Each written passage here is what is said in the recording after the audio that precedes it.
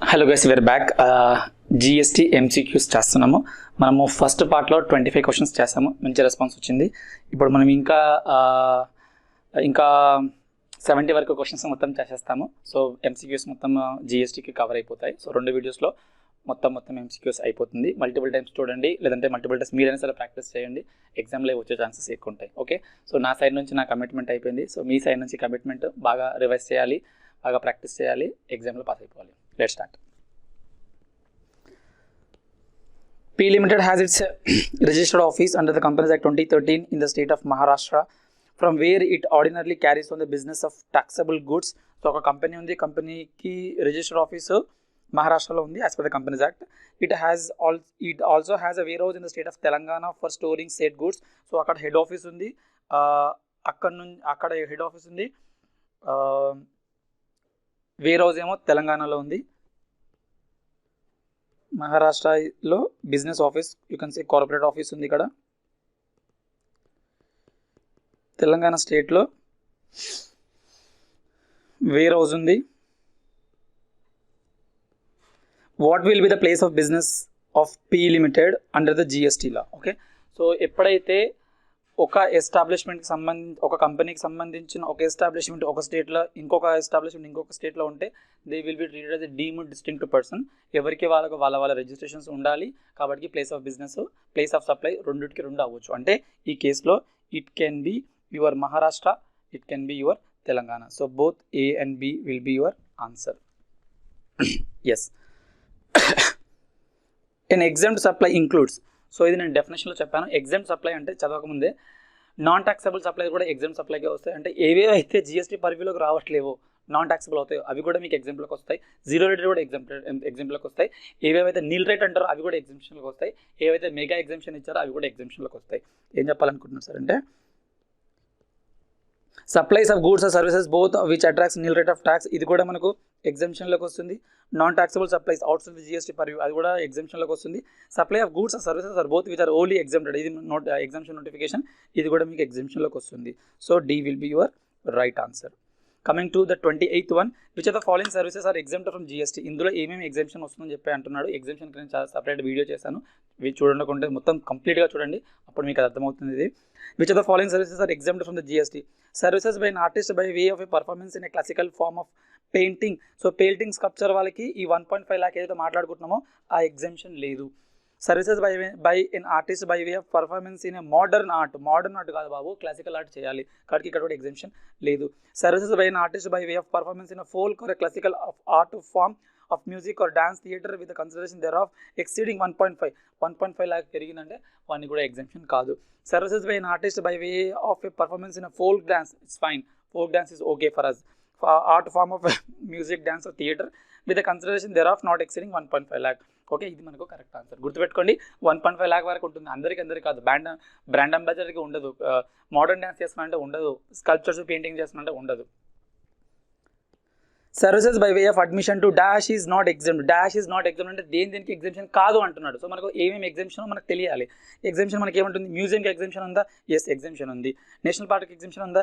Yes, exemption ఉంది. Tiger రిజర్వ్స్కి exemption ఉంది. దేనికి లేదంటే దీనికి లేదు. ఓకే, 500 కన్నా ఎక్కువ ఉంది కాబట్టి లేదు, 500 కన్నా తక్కువ ఉంటే అక్కడ కూడా ఎగ్జామ్షన్ ఉండేది. So this will be your right answer. అంటే 3 రైట్ ఆన్సర్స్ అని అనుకోకండి, విచ్ ఈజ్ నాట్ అన్నాడు కాబట్టి this is your right answer. Discount given after the supply has been affected is deducted from the value of the taxable supplies if. Okay, నేను ఇప్పుడు ఇవాళ మీకు goods supply చేస్తున్నాను. Goods supply చేసిన తర్వాత ఒక 2 నెలల తర్వాత ప్రైస్ మారిపోయినందుకు నేను మళ్ళీ మీకు ఒక డిస్కౌంట్ ఇవ్వాలనుకుంటున్నాను. సో ఆ డిస్కౌంట్ని నేను ఇన్వాయిస్ ఫైల్ నుంచి, నా వాల్యుయేషన్ నుంచి తగ్గించాలంటే కండిషన్స్ ఏముంటాయి? వాల్యుయేషన్ చెప్పడానికి చెప్పలేదు. కండిషన్స్ ఏమేమి ఉంటాయంటే, ఎప్పుడైతే నేను డిస్కౌంట్ ఇస్తున్నానో, డిస్కౌంట్ ఇస్తప్పుడు వాడు ఎవడైతే రిసీవ్ చేసుకుంటున్నాడో వాడి ఐటీసీని రివర్స్ చేయాలి, ఫస్ట్ కండిషన్. దాన్ని ఇన్వాయిస్ లెవెల్లో ట్రేస్ అవుట్ చేయాలి, సెకండ్ కండిషన్. థర్డ్ వన్, నేను కాంట్రాక్ట్ ఎంటర్ అయ్యేటప్పుడే అందులో ఉండాలి, నేను రేపటి రోజు డిస్కౌంట్ ఇవ్వచ్చు అని చెప్పేసి. 3 కండిషన్స్ ఉంటాయి. నేను మీకు గూడ్స్ సేల్ చేసేటప్పుడే మీకు ఎక్కడో ఒక దగ్గర ఉండాలి, రేపటి రోజు నేను ప్రైస్ తగ్గించవచ్చు అని చెప్పి. అంటే that is there in the contract itself. Second one, నేను ఎప్పుడైతే మీకు క్రెడిట్ నోట్ ఇష్యూ చేస్తానో వాడు దాన్ని ఐటీసీ రివర్స్ చేయాలి, second condition. Third one, invoice level matching జరగాలి. సో ఇక్కడ చూద్దాం ఆన్సర్లు ఏమి ఇచ్చాడు. Such a discount is given as per the agreement entered into or at the time or before the supply. Yes, this is a correct answer. Such a discount is linked to the relevant invoices. Matching చేస్తున్నాడు, correct answer. Proportionate input tax credit is reversed by the recipient of the supply. అది correct answer. మూడింటికి మూడు correct answer వచ్చింది కాబట్టి మూడింటికి మూడు ఎక్కడ ఉంది, డి ఉంది. So that will be your right answer. So ఎంసీక్యూసే కాదు మీ చాప్టర్ని కూడా కంప్లీట్ చేస్తాయి. In which of the following situations recipient need to add the input tax credit availed by him to his output tax liability? Okay, so recipient అంటే ఏంటి, నేను ఇప్పుడు ఒక ట్రేడర్ని, నేను గూడ్స్ అమ్ముకోవాలనుకుంటున్నాను. ఓకే, సో నేను గూడ్స్ అమ్మాలనుకుంటున్నప్పుడు నేను ఇక్కడ తెలంగాణ నుంచి అమ్ముతున్నాను, మీరు మహారాష్ట్రలో ఉన్నారు అనుకుందాం, మహారాష్ట్రలో మీరు తీసుకుంటున్నారు. సో మీరు వెంటనే నాకు పేమెంట్ చేయాలంటే అవసరం లేదు, ఎందుకంటే బిజినెస్ జరిగే రోజులలో ఇప్పటికిప్పుడు పేమెంట్ క్యాష్ పేమెంట్లో కూడా కొనడు. బిజినెస్లో they will take 30 days, 60 days, 90 days అలా ఉంటుంది కదా. సో పేమెంట్ ఎప్పటి వరకు చేయొచ్చు అంటే payment has to be made with in 180 days. అంటే నేను ఇవాళ మీకు అమ్మాను అంటే మీరు 180 days లోపు నాకు పేమెంట్ చేయాలి. 180 days లోపు మీరు పేమెంట్ చేయకపోతే మీరు ఎప్పుడైతే నా పర్చేసెస్ పైన ఐటీసీ తీసుకున్నారో దాన్ని మీరు రివర్స్ చేయాలని చెప్తున్నాడు. ఓకే, సో 180 days లోపు మీరు చేయకపోతే అప్పుడు మీరు దాన్ని రివర్స్ చేయాలి. అర్థం కావట్లేదు సార్ అంటే ఇప్పుడు నేను మీకు 1 lakh గూడ్స్ అమ్మాను, దీనిపైన 18,000 జిఎస్టీ ఛార్జ్ చేస్తాను అంటే 18,000 నాకు అవుట్పుట్ ట్యాక్స్ లైబిలిటీ, ఈ 18,000 నీకు ఇన్పుట్ ట్యాక్స్ లైబిలిటీ. అంటే ఈ ఇన్పుట్ ట్యాక్స్ లైబిలిటీని వాడుకొని నేను అవుట్పుట్ ట్యాక్స్ లైబిలిటీ తగ్గించుకున్నావు అంటే ట్యాక్స్ సేవ్ చేసుకున్నావు, కానీ డబ్బులు నాకు కట్టావా, కట్టలేదు కదా. 180 days టైం ఇస్తున్నాడు. 180 days లోపు నువ్వు కడితే ఫైన్, కట్టకపోతే ఏదైతే నువ్వు ఆల్రెడీ ఐటీసీ తీసుకున్నావో దాన్ని రివర్స్ చేయి ప్లస్ ఇంట్రెస్ట్ అని అంటాడు. Which of the following statement is correct, ఇందులో ఏది కరెక్ట్ అని అంటున్నాడు. Revocation of cancellation or registration under the CGST Act or SGST Act shall be deemed to be revocation of cancellation of registration under the SGST Act or CGST Act. ఏం చెప్పాలనుకుంటున్నాడు sir అంటే ఇప్పుడు నేను registration, నేను ఒక business పెట్టాలనుకుంటున్నాను, పెట్టేసేసాను, నడుస్తుంది, తర్వాత తీసేయాలనుకుంటున్నాను. So నేను రివోక్ చేయాలనుకుంటున్నాను, అంటే నేను ఏదో తప్పు చేశాను లేదంటే నేను క్యాన్సిల్ చేయాలనుకున్నాను, ఏదో రివోక్ చేయాలనుకుంటున్నాను క్యాన్సిలేషన్. ఒకసారి నేను సిజిఎస్టీలో నేను రివోక్ చేశానంటే అది ఎస్జిఎస్టీలో రివోక్ అయినట్టే, ఎస్జిఎస్టీలో రివోక్ చేశానంటే నేను ఐజిఎస్టీలో రివోక్ అయింది. అంటే 3 సార్లు రిజిస్ట్రేషన్ చేయించుకుంటున్నా, ఒకటే రిజిస్ట్రేషన్ చేయించుకుంటున్నాను కదా, దాన్ని రివోక్ చేసినప్పుడు కూడా ఒకటేసారి చేయాలి కదా. కాబట్టి this is your right answer. Cancellation of registration under the CGST or SGST Act shall be deemed to be cancellation of registration under the SGST or CGST Act. ఇది కూడా కరెక్ట్ ఆన్సర్. ఇందాక చెప్పాను ఒక దానిలో క్యాన్సిలేషన్ అంటే ఇంకో దానిలో కూడా క్యాన్సిల్ అయిపోయినట్టే. ఎస్జిఎస్టీలో క్యాన్సిల్ అయిపోతే సిజిఎస్టీలో క్యాన్సిల్ అయిపోయినట్టే, సిజిఎస్టీలో క్యాన్సిల్ అయిపోయిందంటే ఐజిఎస్టీలో క్యాన్సిల్ అయిపోయినట్టే. సో మళ్ళీ క్యాన్సిలేషన్ చేయాల్సిన అవసరం లేదు. Revocation of cancellation of registration under the CGST or SGST Act shall not be deemed అంటే ఇది wrong answer. Shall not be వచ్చింది కాబట్టి wrong answer. Cancellation of registration under the CGST or SGST Act shall not be deemed, ఇది కూడా not అంటాను కాబట్టి ఇది కూడా రాంగ్ ఆన్సర్. అంటే ఏం చెప్పాలనుకుంటున్నానంటే ఈ రెండు right answers. So A will be your right answer. If the goods are received on lots, okay, so నేను ఇప్పుడు మీ దగ్గర నుంచి గూడ్స్ కొనుక్కోవాలనుకుంటున్నాను. సో గూడ్స్ కొనుక్కోవాలనుకున్నప్పుడు టేక్ ఎన్ ఎగ్జాంపుల్, ఒక 1 lakh kgs అనుకుందాం. 1 lakh kgs ఒకటిసారి ట్రాన్స్పోర్టేషన్ ఆ వెహికల్ పట్టట్లేదు, మీరు వారానికి ఒకసారి ఇవ్వాలనుకుంటున్నారు. సో నేను ఐటీసీ ఎప్పుడు తీసుకోవాలంటే ఎప్పుడైతే నేను లాస్ట్ లాట్ తీసుకుంటానో అప్పుడు. I repeat, recipient will be eligible to take the input tax credit on his purchases the moment he is receiving the last lot. అదే ఇక్కడ చెప్తున్నాడు. 100% can be taken on the receipt of the ITC can be availed upon the receipt of the last installment. Okay, so last ఇన్స్టాల్మెంట్కి మీరు ITC తీసుకోవచ్చు. Last instalment తీసుకున్నప్పుడు మీరు ఐటీసీని claim చేసుకోవచ్చు. పార్ట్గా చేసుకోవాలంటే పార్ట్గా చేసుకోకూడదు, లాస్ట్గా చేసుకోవాలి. For banking companies using the inputs and input services partly for taxable supplies and partly for exempt supplies, which of the statement is true? Okay, so this is like mixed supply, అంటే mixed అనకూడదు. ఇప్పుడు నేను banking company, నాకు కొన్ని exemptions ఉన్నాయి. ఏంటి sir exemption అంటే? Interest నాకు ఎగ్జామ్షనే కదా, ఎగ్జామ్షన్ చాప్టర్లో మనం మాట్లాడుకున్నాం కదా. So far as the consideration is relating to interest that will be exempted అని. అంటే బ్యాంకింగ్ వాడు ఇచ్చే సర్వీసెస్లో కొన్ని ట్యాక్సబుల్ సర్వీసెస్ ఇస్తున్నాడు, కొన్ని ఎగ్జామ్ సర్వీసెస్ కూడా ఇస్తున్నాడు కదా. సో ఆ సర్వీసెస్ ఇవ్వడానికి వాడు ఎన్నో ఇన్పుట్స్ తీసుకుంటున్నాడు, ఎన్నో రకాలుగా ఇన్పుట్స్ సర్వీసెస్ అవన్నీ తీసుకుంటున్నాడు కదా. సో ఎగ్జామ్కి సంబంధించిన దానికి నువ్వు రివర్స్ చేయాలి కదా. That is called blocked credit. అంటే దానిపైన క్రెడిట్ తీసుకోకూడదు. సో వాళ్ళకి 2 ఆప్షన్స్ ఉంటాయి. 2 ఆప్షన్స్ ఏంటంటే నార్మల్గా చేయాల్సిన క్యాలిక్యులేషన్ చేసేది ఎగ్జామ్టెడ్కి రిలేటెడ్గా ఇన్పుట్స్ పైన నువ్వు తీసుకోకు, ఆర్ ఎల్స్ 50% నువ్వు ఫార్గో చేసుకోవచ్చు. అదే ఇక్కడ చెప్తుంటాడు. ITC shall be compulsory restricted to credit attributable to taxable supplies including zero rated supplies. అంటే నేను ఇప్పుడు బ్యాంక్ అనుకుందాం, బ్యాంకు 1 2 3 3 రకాల సర్వీసెస్ ఇస్తుంది. ఆ 3 రకాల సర్వీస్లో ఒక సర్వీసెస్ ఏమో ఎగ్జామ్ట్ ఉంది. సో ఆ మిగతా 2 ఏవైతే ట్యాక్సబుల్ ఉన్నాయో ఆర్ జీరో రేటెడ్ ఉన్నాయో వాటికి రిలేటెడ్ ఇన్పుట్ మాత్రమే తీసుకోవాలి. ఏదైతే నేను ఎగ్జామ్షన్ ఉందో దానికి తీసుకోకూడదు. అది వాళ్ళకి ఆప్షన్ ఉంటుంది. లేదంటే 50% of eligible ITC on inputs, capital goods and input services shall be mandatorily taken in a month and the rest shall lapse. అంటే మొత్తం 100% ఆఫ్ నా inputs, capital goods and input services ఉంటుందో మొత్తం కలిపి ఒక 1 lakh వచ్చింది అనుకుందాం. 1 lakhలో 50,000 నేను ఎలిజిబుల్ అవుతాను, 50,000 నేను వదిలేస్తాను. సో 2 ఆప్షన్స్ ఉన్నాయి బ్యాంకింగ్ వాళ్ళకి. Either you will restrict your input only to the extent to which the inputs are relating to your taxable and zero rated, or you can take only 50% of all your credit and let the 50% lapse. ఇంకా remaining 50% lapse చేసేసేయండి అని చెప్పనిస్తున్నాడు. A supplier takes deduction of depreciation on GST component of the cost of the capital goods as per the Income Tax Act 1961. The supplier can. So answer చూడకముందు నేను చెప్తాను. ఇప్పుడు నేను 1 lakh ఒక asset కొన్నాను అంటే దానిపైన 18,000 రూపీస్ నేను జిఎస్టీ కట్టుండొచ్చు, అజంప్షన్ 18% అనుకుందాం. సో ఇప్పుడు నేను నా కాస్ట్ ఆఫ్ ద అసెట్, నా బ్యాలెన్స్ షీట్లోకి నేను అసెట్ని రికగ్నైజ్ చేసినప్పుడు నేను ఓన్లీ 1 lakh మాత్రమే రికగ్నైజ్ చేయాలి. ఇంకా చెప్పాలంటే మనకు 43(6) గుర్తుందా? 43(6) మన డెప్రిసియేషన్ చేసే బ్లాక్ ఆఫ్ అసెట్స్ కాన్సెప్ట్ వస్తుంది ఇన్కమ్ ట్యాక్స్లో.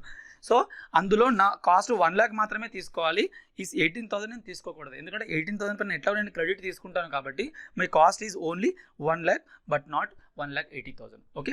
సో కాకపోతే నేను ఇప్పుడు మొత్తం 1,18,000కి 1,18,000 మొత్తం ఇక్కడ తీసేసుకున్నాను నా బ్లాక్ ఆఫ్ అసెట్స్లో అంటే ఈ 18,000 పైన నేను క్రెడిట్ తీసుకోకూడదు. అంటే మన వాడు ఏమంటున్నాడంటే అది నువ్వు తీసుకుంటే నీ క్యాపిటల్ అసెట్కి యాడ్ చేసుకొని డెప్రిసియేషన్ క్లెయిమ్ చేసుకో, లేదు అనుకుంటే దాన్ని ఐటీసీ క్లెయిమ్ చేసుకొని ఐటీసీ తీసుకొని అవుట్పుట్ ట్యాక్స్ లయబిలిటీకి వాడుకో, కానీ 2 బెనిఫిట్స్ తీసుకోక అంటాడు. సో ఈ క్వశ్చన్లో వాడు ఏమంటున్నాడంటే వాడు దాన్ని డెప్రిసియేషన్ కోసం తీసుకుంటున్నాడు. సెక్షన్ బ్లాక్ ఆఫ్ అసెట్స్ గుర్తుందా 211 ప్రకారం.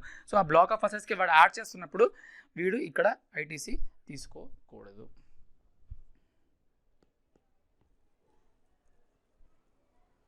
గుర్తుందని అంటున్నాను, గుర్తుందని ఆశిస్తున్నాను. మీరు రెగ్యులర్గా చదువుతుంటే, రెగ్యులర్గా ప్రాక్టీస్ చేస్తే 5 సెక్షన్లన్నీ గుర్తుంటాయి. Warehousing of dash is exempt. ఏమేమి ఎగ్జామ్ట్? వేర్ హౌసింగ్ గుర్తుందా? అగ్రికల్చర్కి సంబంధించి కాదు, సపరేట్గా ఎంట్రీ నెంబర్ ఉంది, నంబర్స్ నాకు కూడా తెలీదు.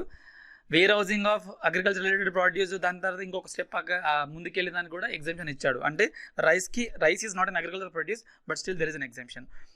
మైనర్ ఫారెస్ట్ ప్రొడ్యూస్ చెప్పాను కదా, కొన్ని మసాలాలు, కొన్ని అలాంటివి, కొన్ని ఫారెస్ట్లో పండించిన కొన్ని పంటలు కొన్ని కూడా మనం వాడతాము, వాటిపైన కూడా ఎగ్జామ్షన్ ఉంది ఎప్పుడు నువ్వు వేర్ హౌస్ చేస్తే.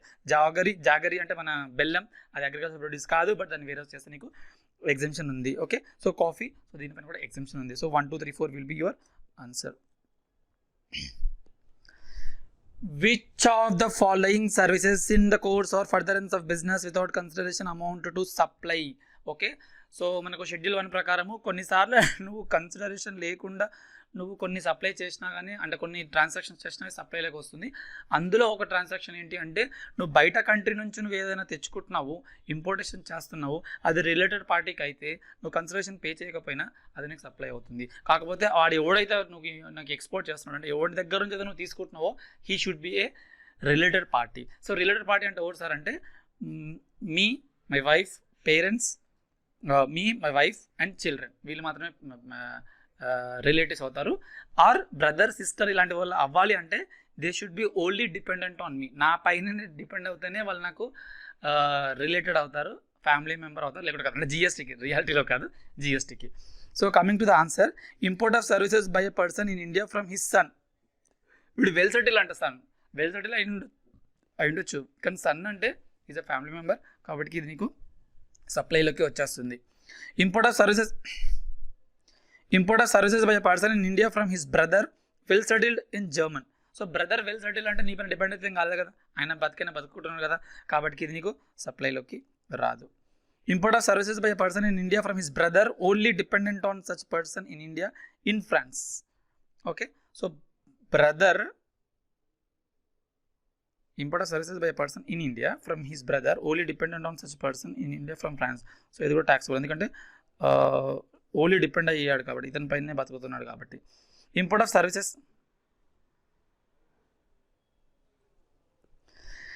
Services by a person in India from his daughter only dependent on such person. So ఒక డాటర్ కూడా ఇతని పైన డిపెండ్ అయి ఉన్నదంట.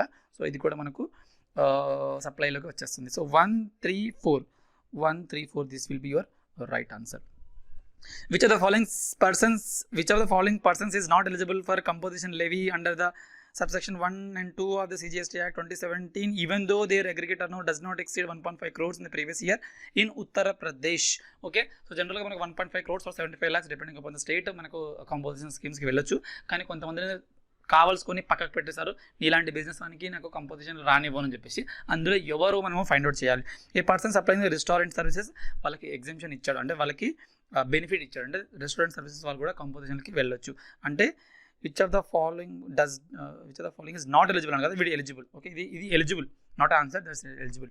ఏ person supplying restaurant services and earning bank interest. So restaurant business పెట్టుకున్నాడు, బ్యాంకింగ్ ఇంట్రెస్ట్ ఎందుకు తీసుకుంటున్నాడు సార్, తీసుకోకూడదు కదా అంటే అట్లేం కాదు. వాడు 5 lakh or 10% of turn over which ever is hire అంతవరకు బిజినెస్ చేసుకోవచ్చు. అంటే నేను రెస్టారెంట్ సర్వీసెస్ రెస్టారెంట్ పెట్టుకుంటేనే దాంతోపాటు ఇంకేదైనా వేరే సర్వీసెస్ ఇచ్చుకోవచ్చు. కానీ ఆ services 10 lakh 5 lakh or 10% of my other restaurant services ఆ రెవెన్యూ నాకు దాటకూడదు. ఓకే, సో అలా దాటలేదు అంటే స్టిల్ ఐఎమ్ ఎలిజిబుల్. సో ఇక్కడ కూడా నాకు ఎలిజిబిలిటీ ఉంది. A person trading in ice cream. So sir ice cream ఇక్కడ విన్నట్టుంది కదంటే, ఎస్ ఐస్ క్రీమ్ వానికి లేదు, కానీ ఐస్ క్రీమ్ మ్యానుఫ్యాక్చరింగ్ చేసేవానికి వీడు ఓన్లీ ట్రేడరే కదా, సో వీడికి కూడా ఎగ్జామ్షన్ ఉంటుంది. I will repeat, ice cream manufacturing without adding cola ఇది ఉంటుంది కదా, సో వితౌట్ యాడింగ్ ఉంటుంది కదా, అది మ్యానుఫ్యాక్చరింగ్. ఇక్కడ ట్రేడింగ్ కాదు, వీడికి కూడా ఉంటుంది. A person supplying of service of repairing of electronic items. So వీడు సర్వీస్ సెక్టర్లో ఉన్నాడు, వీడికి లేదు. ఏం చెప్పాలనుకుంటున్నారు సార్ అంటే, గూడ్స్ వాళ్ళకే కంపోజిషన్, సర్వీస్ వాడికి అంటే నేను చెప్పినది అంటే సెంట్రల్ గవర్నమెంట్ జిఎస్టీ కౌన్సిల్ చెప్పిన విధంగా నోటిఫికేషన్ చెప్తే తప్ప మనకు లేదు. ప్రస్తుతానికి రెస్టారెంట్కి ఉంది, కాబట్టి రెస్టారెంట్ కాకుండా మిగతా వాళ్ళు ఎవరైనా సర్వీస్ సెక్టర్లో ఉంటే వీళ్ళు దీనికి రారు. సో వీడు రిపేరింగ్లో ఉన్నాడు కాబట్టి, is in the service portion కాబట్టి వీడు కంపోజిషన్ లెవెల్కి రాడు. The time of supply of services in case of reverse charge mechanism. So గుర్తు చేసుకోండి, మనము టైమ్ ఆఫ్ సప్లై చాప్టర్ కూడా చేసేసాను. గూడ్స్ వద్దు ఇప్పుడు ప్రస్తుతానికి సర్వీస్. సో సర్వీస్ అంటే ఏంటంటే పేమెంట్, నీ బుక్లో పేమెంట్ అయినప్పుడు లేదంటే బ్యాంక్లో డెబిట్ పడ్డప్పుడు which is earlier, or service కాబట్టి ఇన్వాయిస్ ప్లస్ 60 days. గుర్తుపెట్టుకోండి, ఇది గూడ్స్ అయి ఉంటే ఇన్వాయిస్ ప్లస్ 30 days అయ్యి ఉండేది.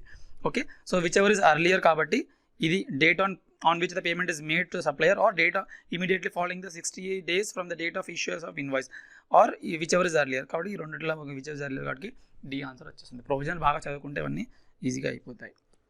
Which of the following services does not fall under the reverse charge. Reverse charge దేనిపైన పడదు అంటే, వీడు sponsorship services supplied by arbitral tribunal పైన రివర్స్ ఛార్జ్ ఉంది, స్పాన్సర్షిప్ సర్వీసెస్ పైన ఉంది, వీడు స్పాన్సర్షిప్ సర్వీసెస్ పైన ఉంది.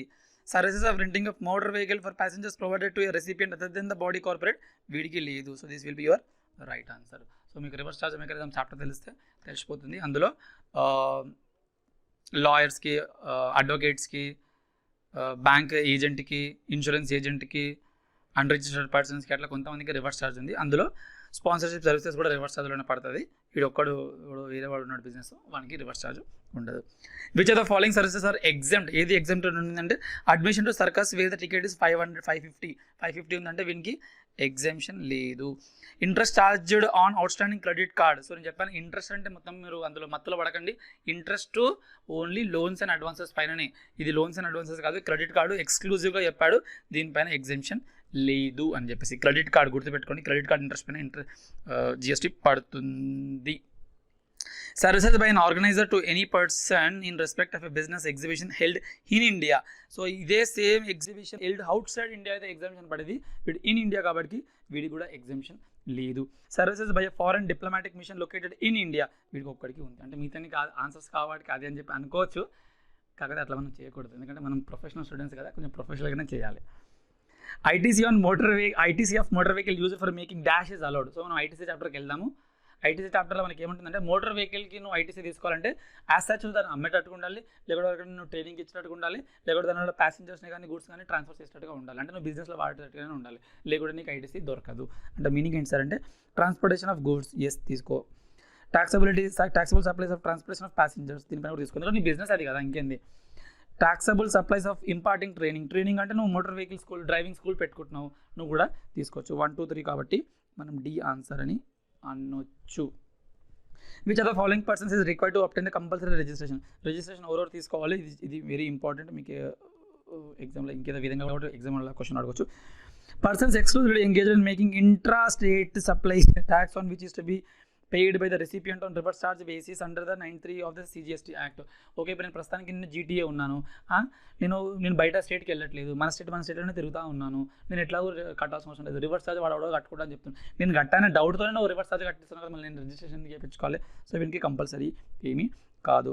Persons making inter-state supplies of taxable services up to 20 lakhs గుర్తుపెట్టుకోండి, వీళ్ళకి కూడా కంపల్సరీ ఏం కాదు. ఓకే, గూడ్స్ నువ్వు ఇంటర్-స్టేట్ చేస్తే నువ్వు ఏం లిమిట్ లేకుండా నువ్వు రిజిస్ట్రేషన్ తెప్పించుకోవాలి. కానీ సర్వీసెస్కి 20 lakhs వరకు ఉంటుంది, అంటే వాడికి కంపల్సరీ రిజిస్ట్రేషన్ తీసుకోవాల్సిన అవసరం లేదు.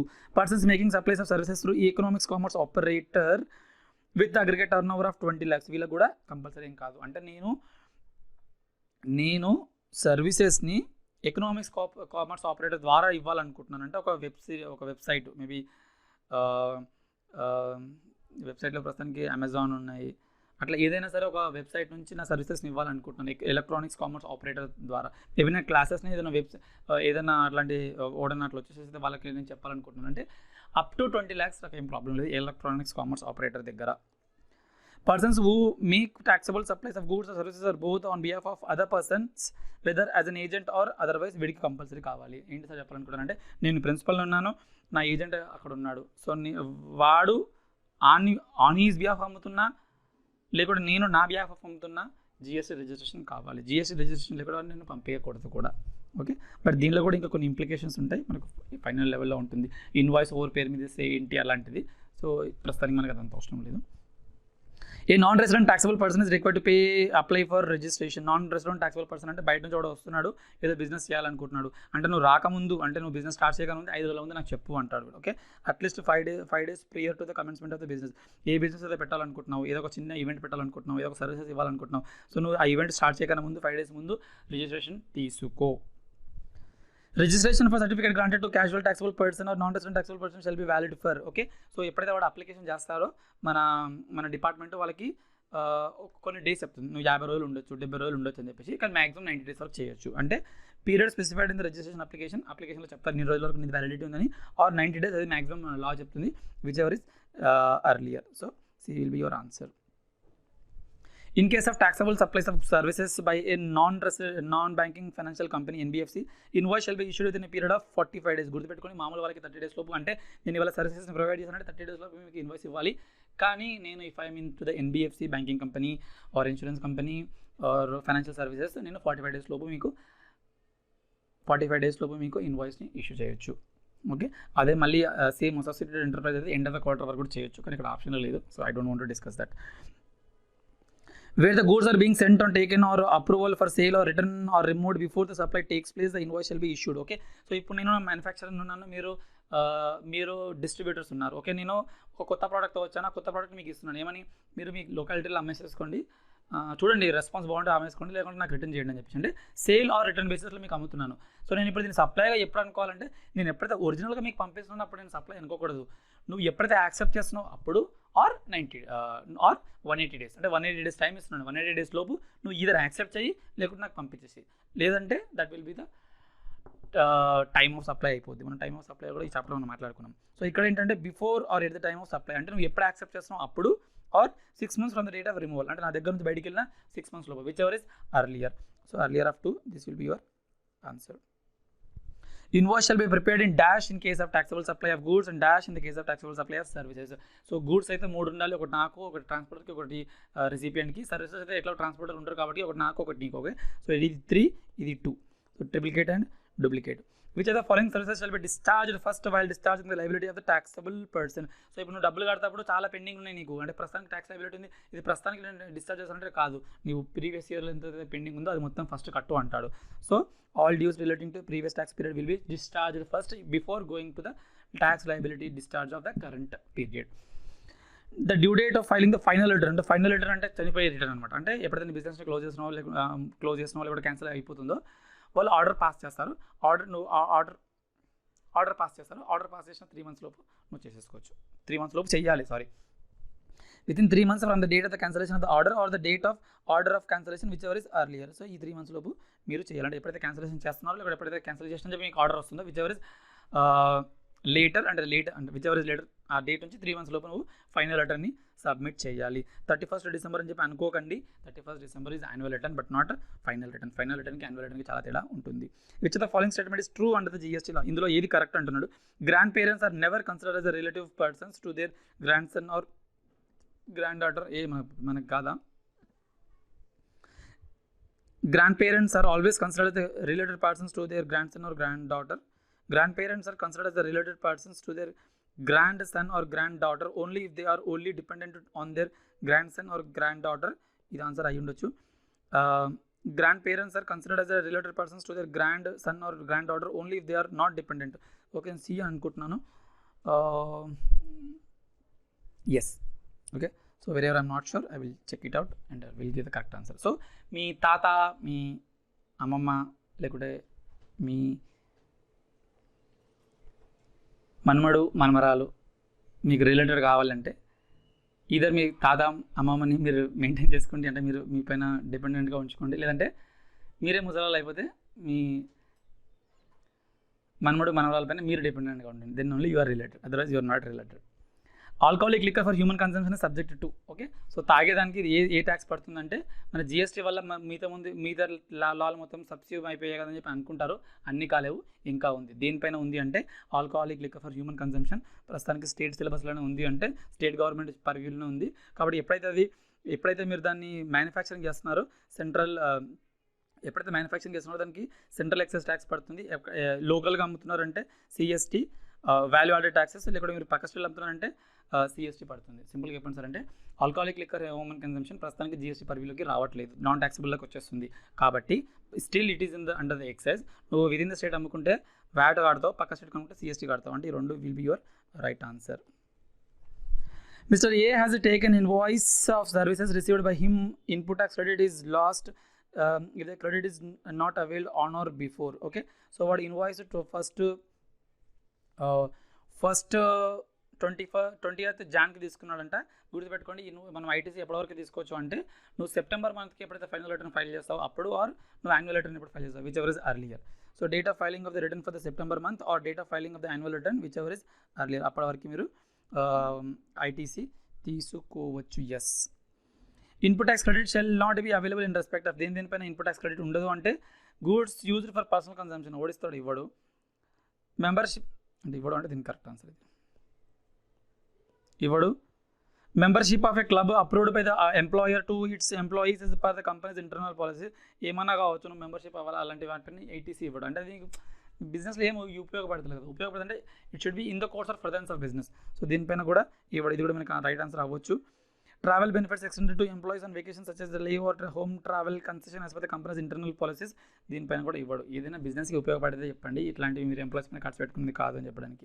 So this will be your right answer. All of the above అంటే all 3 ఆర్ నాట్ ఎలిజిబుల్, కాబట్టి all 3 are correct answers. Which of the following is not considered as a good. ఏది good కాదు అంటే 10 paisa coin having a sale value of 100. అంటే 10 పైసలని 100 రూపాయలకు అమ్ముకుంటున్నాడు. ఎందుకంటే ప్రస్తుతానికి కూడా అమ్మట్లేదు కదా, అంటే ఇక్కడ కనిపించట్లేదు కదా, అంటే నువ్వు వాల్యూని క్రియేట్ చేసావు కాబట్టి it is a good. Shares of unlisted company. గుర్తుందా మనము గూడ్స్ డెఫినేషన్ చదివినప్పుడు మనం ఇందులో మాట్లాడుకున్నాము. Goods shall not include actionable claim, shall not include securities అని చెప్పేసి. సో సెక్యూరిటీస్లో షేర్స్ ఆఫ్ అన్లిస్టెడ్ కంపెనీ కూడా వచ్చేస్తాయి. సో ఇది కూడా నీకు గూడు అవ్వదు. So which of the following is not considered అన్నారు కాబట్టి 2 will be the right answer. Lottery tickets will be considered as a service. So lottery tickets మనం చెప్పాలంటే మనకు వాల్యుయేషన్ చాప్టర్లో క్లియర్గా ఉంటుంది. మనం లాటరీ టికెట్ పైన ఎట్లా వాల్యుయేషన్ చేస్తాం, 100/128% అలాంటి. Mister Ram a jeweller registered under the GST in Mumbai wants to sell his jewellery in trade expo held in Dubai. Okay, వాడు ముంబైలో ఉన్నవాడు ఢిల్లీలోకి వెళ్ళి ట్రేడ్ ఎక్స్పో పెట్టాలనుకుంటున్నాడు. Which of the following statement is false in his case. గుర్తుపెట్టుకోండి, ముంబైలో వాడు ఉన్నాడు, ఒక ట్రేడ్ ఎగ్జిబిషన్ అవుతుందని చెప్పేసి ఢిల్లీకి వెళ్తున్నాడు. ఢిల్లీకి వెళ్ళేసి ట్రేడ్ ఎగ్జిబిషన్ లేదా చేయాలనుకుంటున్నాడు, అంటే క్యాజువల్ ట్యాక్సిబుల్ పర్సన్ అవుతున్నాడు. సో ఇందులో which of the following statement is falls అన్నాడు, అంటే ఏది కరెక్ట్ కాదు. మనం ఫస్ట్ కరెక్ట్ ఏదో చూద్దాం. He needs to get registration in Delhi as a casual taxable person. ఇది కరెక్ట్ ఆన్సర్. ఎందుకంటే టెంపరీ బేసిస్లో ఏదో 2 రోజులు 3 రోజుల కోసం వెళ్తున్నాడు కాబట్టి క్యాజువల్ ట్యాక్సిబుల్ పర్సన్ అవుతాడు, అతను రిజిస్ట్రేషన్ తీసుకోవాలి. He needs to pay advance tax on the estimated tax liability. Yes, 3 రోజుల కోసం ఉండిపోతున్నావు, నువ్వు కడతావు డౌట్ వస్తుంది కాబట్టి ఎస్టిమేట్ చేసేసి కట్టి వెళ్ళిపో అని చెప్తాడు. He needs to mandatorily have a place of business in Delhi. అవసరం లేదు. ఎందుకు నేను 3 రోజుల కోసం నేను ఒక కొత్త బిజినెస్ పెట్టుకోవాలండి, అది అవసరం లేదు. He needs to file GSTR 1-3V for Delhi GSTIN for the month when he's registered in Delhi. Yes, so a మంత్లో అయితే నువ్వు ఆ ఢిల్లీకి వెళ్ళావు ఆ మంత్కి నువ్వు 1-3V అవన్నీ నువ్వు ఫైల్ చేసుకోవాలి. So this will be your right answer. Which of the following is treated as an exempt supply under the CGST Act? ఏదైతే ఇక్కడ ఎగ్జామ్ట్ అని అవుతుంది? Sale of liquor. సరే సేల్ ఆఫ్ లిక్కర్ మీరు GSTకి రాదన్నారు కదా సార్ అంటే ఎస్, GSTకి రాదన్నాను కాబట్టి నాన్ ట్యాక్సబుల్ సప్లై అన్నాను. మళ్ళీ నేను ఇంకేమన్నాను, exempt supplies includes non taxable supplies అన్నాను. అంటే ఇది కూడా మీకు ఎగ్జామ్ట్ కేటగిరీలోకి వచ్చేసినట్టు కదా, అర్థమైంది అనుకుంటున్నాను. Liquor is state subject outside GST, so it's not taxable. Though it's not taxable, for exempt definition, even non-taxable supplies also will be included as a exempt supplies. So supply of health care services మనకి exemption చాప్టర్లో ఉంది, అది కూడా exempt అవుతుంది. ఇది correct. Transmission of electricity by electricity transmission, utility transmission and distribution, ఇది కూడా ఎగ్జామ్షన్లో ఉంది. సో ఈ 3 ఉన్నాయి అంటే మీనింగ్ ఏంటి అంటే this will be your right answer. Which are the following is recognised system of medicine for the purpose of exemption of health care services? ఇందులో exempt అంటే మనకు హెల్త్ కేర్ సర్వీసెస్, అసలు హెల్త్ కేర్ అంటే recognised health system అంటే ఏమేమిటి? Only అలోపతియా, only ఆయుర్వేదమా అంటే లేదు, మన వాళ్ళు పెద్దగా 9 లిస్టులు 10 లిస్టులు ఇచ్చారు. అందులో అలోపతి, యునాని, సిద్ధ 3 ఉన్నాయి. సో అవన్నిటికి అన్ని హెల్త్ సిస్టమ్స్ అవుతాయి. యునాని, సిద్ధ వినలేసారంటే మేబీ మనం వినకపోవచ్చు, బట్ మన ప్రాచీన వైద్య చికిత్స అది, that is also recognised as a health system and that is also having a exemption. Which of the following services is exempt under the health care services provided by the clinical establishment? సో ఇందులో ఏవి exempt అని అంటున్నాడు. Chemist shop in the hospital selling medicines to public at large. So నువ్వు పేషెంట్లకి ఏమి ఇవ్వట్లేదు, అక్కడ కింద మెడికల్ షాప్ పెట్టుకొని అమ్ముకుంటున్నావు. ఓకే, సో దీనిపైన ఎగ్జెంప్షన్ ఉండదు. Food supplied from an outsourced canteen to in patient as per the food prescribed by the hospital dietician. Okay, so ఒక పేషెంట్ ఉన్నాడు, ఆ పేషెంట్కి ట్రీట్మెంట్ జరుగుతుంది, ఆ పేషెంట్ ట్రీట్మెంట్కి సంబంధించిన ఒక ఫుడ్ కావాలి అంటే ఒక ప్రాపర్ న్యూట్రిషియస్ ఫుడ్ కావాలి, ఆ ఫుడ్ అవుట్సోర్స్ వాడు వచ్చి చేస్తున్నాడు, but still that is also exempt. అది కూడా హెల్త్ కేర్ సర్వీసెస్లోకి వచ్చేస్తుంది. Food supplied from outsource canteen in the hospital to the visitors or attendance of the patients. ఆ థర్డ్ పార్టీ ఎవరైతే వస్తున్నారో అంటే థర్డ్ పార్టీ వెండర్, ఆ vendor is providing the service, is providing the food to the inpatients exempt, is providing services to the attendants or visitors. అంటే ఆ పేషెంట్ని చూసుకోవడానికి వచ్చిన అటెండెన్స్ లేదంటే వాళ్ళని పలకరించడానికి వచ్చిన విజిటర్స్ వాళ్ళు ఫుడ్ తింటే దానిపైన GST పడుతుంది, అంటే it is not taxable. Advertisement services provided by the hospital to a pharmaceutical company. So advertisement మనకి ఎక్కడ ఎగ్జామ్షన్లో లేదు, సో ఇది కూడా ఎగ్జామ్షన్ కాదు. So answer will be which are the following exempt అన్నాడు కాబట్టి B will be the answer. In case of supply of goods for 5 lakh rupees following information is provided. Advance receive supply of goods అన్నాడు. So ఇప్పుడు వీడు ఏం చేస్తున్నాడు అంటే advance 1st April తీసుకుంటున్నాడు, invoice 15th April issue చేస్తున్నాడు, goods 25th April issue చేస్తున్నాడు. So whichever is earlier అని చెప్పి వెళ్ళకండి, ఎందుకంటే ఇది 1st April అనేది advance and advance is also relating to goods. So in the case of goods if you are receiving an advance you have an option to postpone your payment of tax. అంటే ఇప్పుడు నీకు ఇక్కడ 55 లక్షలు వచ్చినప్పటికీ advance దానిపైన tax pay చేయాల్సిన అవసరం లేదు, ఎందుకంటే it is in the you are dealing in goods కాబట్టి దీన్ని మీరు ఇగ్నోర్ చేస్తూ ఈ 2 విచ్ ఎవర్ ఇస్ అర్లియర్ కాబట్టి 15th April వెళ్ళిపోండి. Sham Limited receiving legal services from a lawyer Mr. Gyan. The aggregate turnover of Sham Limited in the preceding financial year is 40 lakhs. అంటే ఎక్కడికో వెళ్ళిపోయింది, అంటే రివర్స్ ఛార్జ్ పడాలి. Information regarding the date of payment, invoice etcetera is allowed. So invoice issued by Gyan is 15th April. So ఇప్పుడు నేను ఒక company ఉన్నాను, నాకు ఒక లీగల్ సర్వీస్ ఒకరు ఇస్తున్నారు. సో ఎప్పుడు ఇస్తున్నారు అంటే 15th April నాకు ఇన్వాయిస్ వచ్చింది. పేమెంట్ రిసీవ్డ్ బై గ్యాన్ అంటే నేను పేమెంట్ ఎప్పుడు కడుతున్నాను అంటే 5th May కడుతున్నాను. Date of payment entered in the books of accountants of Shyam is వాళ్ళ బుక్లో తను 1st May కట్టుకుంటున్నాడు. What is the time of supply of services? గుర్తుపెట్టుకోండి, మనకు రివర్స్ ఛార్జ్లో పడేటప్పుడు time of supply will be the date of payment or invoice plus 60 days whichever is earlier. Payment వచ్చేస్తుంది 1st May.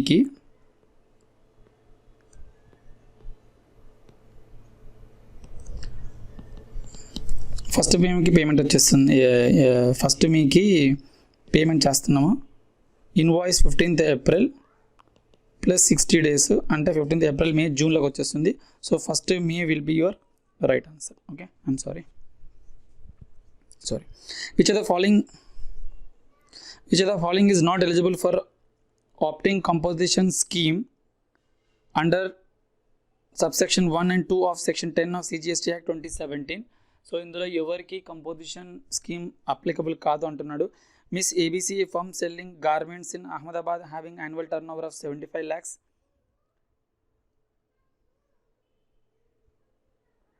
Garments అమ్ముకుంటున్నాడు, okay, వాడికి fine. Startup company operating restaurant services, so restaurant services కూడా fine.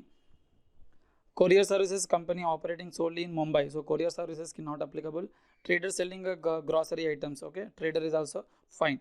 So C will be your right answer. ఎందుకంటే మీరు సర్వీసెస్లో ఉంటే restaurant సర్వీసెస్లో ఉండాలి, వేరే దాంట్లో ఉండకూడదు.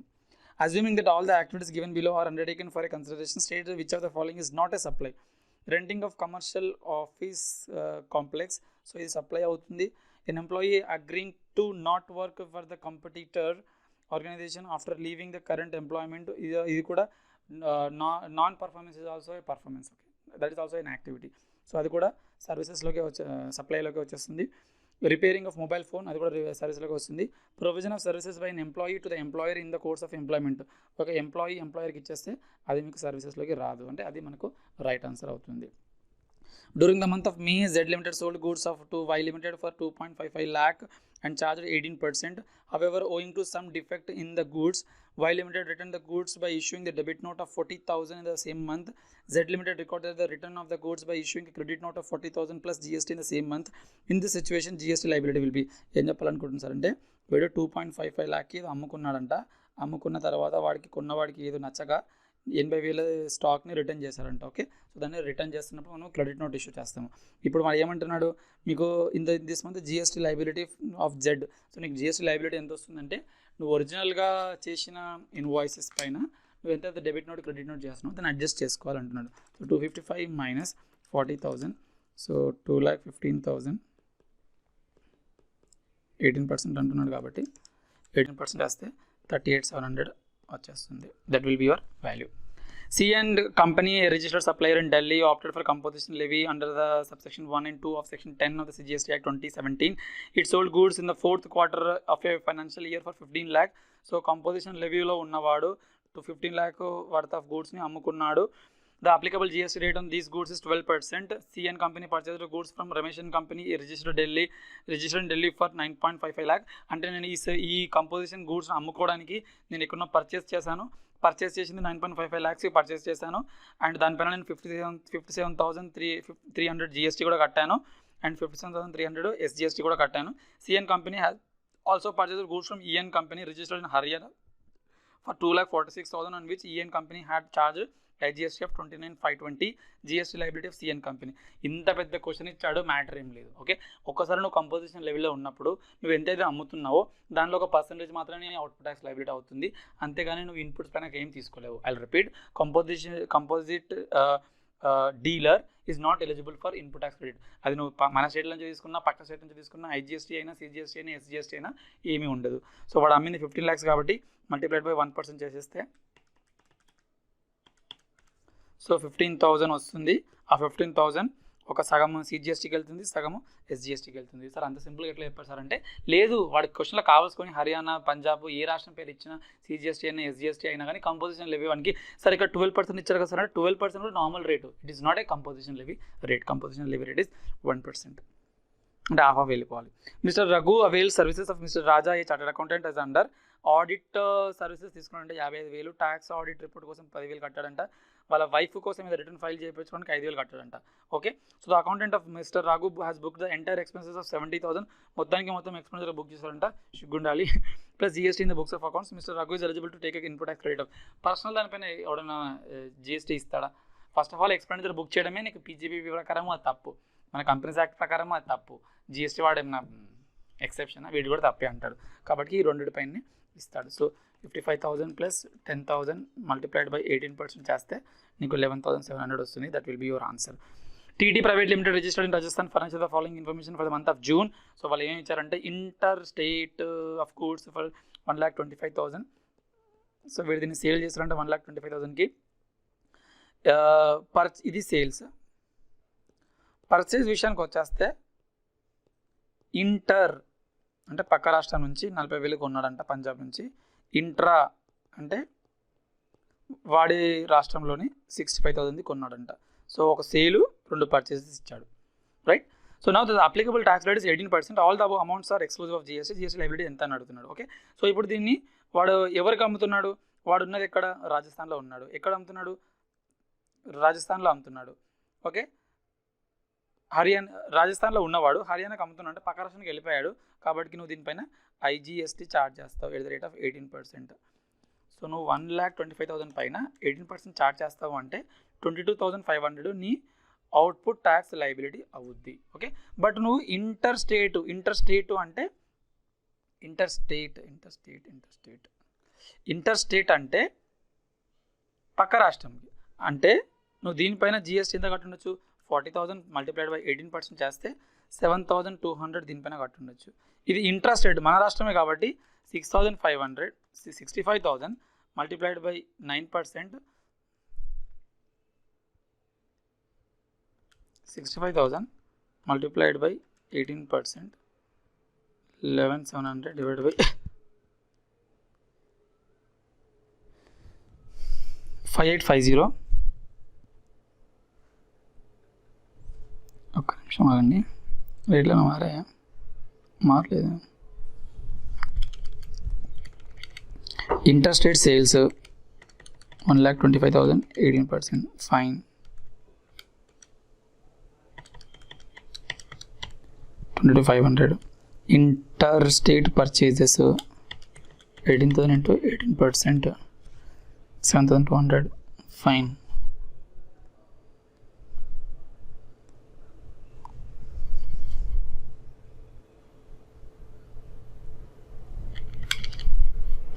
$65,000 ఇంట్రెస్ట్ రేట్, దీనిపైన 18%, 11,700.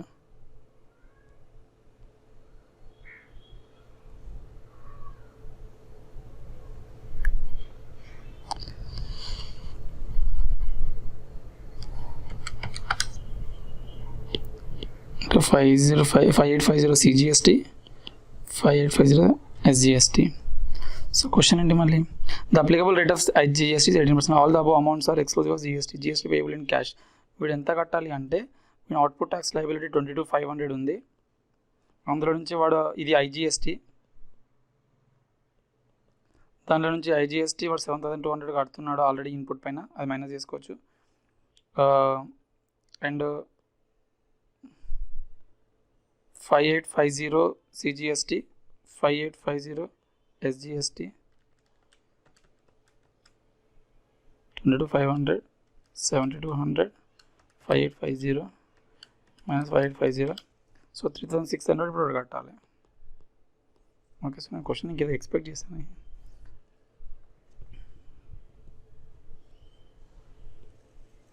C67C, yeah 67C, yeah. So నేను క్వశ్చన్ ఇంకేదో ఎక్స్పెక్ట్ చేశాను, so we made a small error. Pradeep traders registered in Haryana sold goods inter state for 2,05,000 to Balaram private limited registered in Uttar Pradesh. హర్యానాలో ఉన్నవాడు ఉత్తరప్రదేశ్లో ఉన్నవాడికి 2,05,000 వర్త్ ఆఫ్ గూడ్స్ని అమ్మాడంట. సో అమ్మేసినప్పుడు 5% ట్యాక్స్ కట్టాలి దానిపైన. As per the terms of the said contract Pradeep traders has to deliver the goods at the factory of Balaram. So ఇప్పుడు నేనున్నా అనుకుందాం, నేను ఏమంటున్నానంటే నేను మీ ఫ్యాక్టరీకి వచ్చేసేసి నేను సప్లై చేస్తాను అంటున్నాడు. For this purpose Pradeep traders has charged freight of 2,400. అంటే నేను మీకు 2,05,000 వర్త్ ఆఫ్ గూడ్స్ అమ్మాను, దాంతోపాటు ఫ్రైట్ కూడా 2,400 వర్త్ ఆఫ్ ఫ్రైట్ నేనే కట్టుకున్నాను. GST is లెవెబుల్ 12%. సో ఇదేమో 5% తోటి ట్యాక్సబుల్ పడుతుంది, ఇదేమో 12% తోటి ట్యాక్సబుల్ పడుతుంది. What would be the net GST liability to be paid in cash?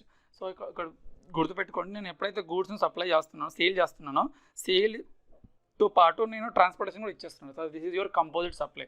So composite సప్లైలో ఇది న్యాచురల్గా బండిల్ చేస్తారా ఆర్టిఫిషియల్గా బండిల్ చేస్తారా చూడాలి. అంటే ఆర్టిఫిషియల్ బండిలింగ్ న్యాచురల్ బండిలింగ్ చేయడం ఎందువల్ల అవసరం వస్తుంది అంటే ఏ రేటు పైన మనం ట్యాక్స్ చేయాలి అని కనుక్కోవడానికి. ఇప్పుడు ఇక్కడ గూడ్స్ని ట్రాన్స్పోర్ట్ చేయడానికి గూడ్స్ని నేను అమ్మడానికి కంపల్సరీగా ట్రాన్స్పోర్టేషన్ తీసుకుంటున్నాను కాబట్టి the predominant nature is transferring the goods from my location to your location. So ఇది నా ప్రిడామినెంట్ నేచర్ కాబట్టి దీనికి ఏ రేట్ ఆఫ్ ట్యాక్స్ పడుతుందో అదే రేట్ ఆఫ్ ట్యాక్స్ ట్రాన్స్పోర్టేషన్ కూడా పడుతుంది, because it is natural bonding. ఇప్పుడు ఏం చెప్పాలనుకుంటున్నానంటే 2,05,000 నా ఒరిజినల్ గూడ్స్ ప్రైజు, 2,400 నా ట్రాన్స్పోర్టేషన్ ప్రైజు. సో 2,05,400 ప్లస్ 2,400 అది multiplied by again only 5%. Sir ఎందుకు సార్ మీరు ట్రాన్స్పోర్టేషన్ పైన 12% ఉంది కదా అంటే అది నాకు కంపోజిట్ సప్లైలో అవుతుంది. Predominant nature is selling of goods. Selling of గూడ్స్కి ఏ రేట్ పడుతుందో అదే రేట్ తీసుకుంటాను. మల్టిప్లైడ్ బై 5% చేస్తే 10,370 వస్తుంది. అది మాత్రమే నా ఆన్సర్ అవుతుంది. Prem and sums had taken GST registration on 1st Jan but failed to furnish GST returns for the next 6 months. 6 నెలలు ఏం చేస్తావు, కట్టట్లేదంట. Owing to this reason, proper officer cancelled the registration on 25th July. 25th July ఇక్కడ cancel చేసేసాడు. And served the notice for the cancellation of the registration on 31st July. అంటే వాళ్ళు ఒక 6 రోజులు late చేసేసి 31st Julyకి మనకు నోటీస్ పంపించేశాడు, మీ registration cancel అయిపోయిందని చెప్పేసి. No Prem and sons wants to revoke the cancellation. Revoke అంటే క్యాన్సిల్ అయిపోయిన దాన్ని మళ్ళీ బయటికి తీయడం, మూతపడ్డదాన్ని బయటికి తీయడం, ఓకే, డిలీట్ అయిన దాన్ని అండూ కొట్టడం లాంటిది. Prem and sons can file the application ఎప్పటివరకు చేయొచ్చు అంటే 30 days లోపు చేయొచ్చు. సో నీకు ఎప్పుడు నీకు క్యాన్సిల్ అయింది, 31st Julyకి క్యాన్సిల్ అయింది కాబట్టి దీనికి ఒక 30 days యాడ్ చేసుకోండి, అంటే 30th Augustకి వచ్చేస్తుంది. 1 month కాదు, 30 days. మరి 31st నుంచి తీసుకోవాలా, 25th నుంచి తీసుకోవాలంటే వాళ్ళు క్యాన్సిల్ చేసింది కానీ నాకు తెలిసింది 31stకి కదా. సో 31stకి ఆర్డర్ పాస్ అయింది కాబట్టి అక్కడ నుంచి నేను క్యాలిక్యులేట్ చేస్తాను 30 days. Excess registered in Delhi purchased books from PC traders registered in Uttar Pradesh. ఢిల్లీలో ఉన్నవాడు వాని దగ్గర నుంచి కొంటున్నాడు, యూపీ నుంచి ఉన్నవానికి books are exempted from GST. So ప్రస్తుతానికి ఎగ్జామ్షన్ ఉంది. Excess arranged the transport of these books from a goods transport agency which charged 9,000 for the same. GST is payable at 5% on such GTA services. Which of the following statement is correct? మనం answer చదవకుండా చెప్పొచ్చు. ఇప్పుడు నేను ఏదో purchase చేయాలనుకుంటున్నాను, purchase చేయాలంటే అది యాక్చువల్గా ఎగ్జామ్ట్ ఉంది కానీ నేను ట్రాన్స్పోర్టేషన్ ఛార్జెస్ కడుతున్నాను. అంటే నువ్వు గూడ్స్ ట్రాన్స్పోర్ట్కి నువ్వు తెచ్చుకుంటున్న గూడ్స్కి ఎగ్జామ్ట్ అంటే దాన్ని ట్రాన్స్పోర్ట్ చేసిన వాడికి కూడా ఎగ్జామ్షన్ ఏం కాదు కదా. గూడ్స్ అంటే గూడ్స్ ఎగ్జామ్ట్, ఓకే. ఇప్పుడు బుక్స్ ఎగ్జామ్ట్ అంటే బుక్స్ని ట్రాన్స్పోర్ట్ చేసి GT1 కూడా ఎగ్జామ్షన్ అట్లా అనుకోకండి.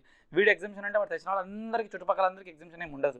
కాబట్టి దీన్ని GT అంటే మనం రివర్స్ ఛార్జ్లో కడతాం కాబట్టి 9,000 మల్టిప్లైడ్ బై 5% 450 మనము కట్టేసేయాలి అని రివర్స్ ఛార్జ్ బేసిస్. సో ఇది మన MCQs. మీకు అర్థమైందని అనుకుంటున్నాను. అర్థమైనట్లయితే నాకు కమెంట్స్లో చెప్పండి. That will be like motivating for me and మీ ఫ్రెండ్స్తో కూడా షేర్ చేయండి. All the best. Thanks for watching.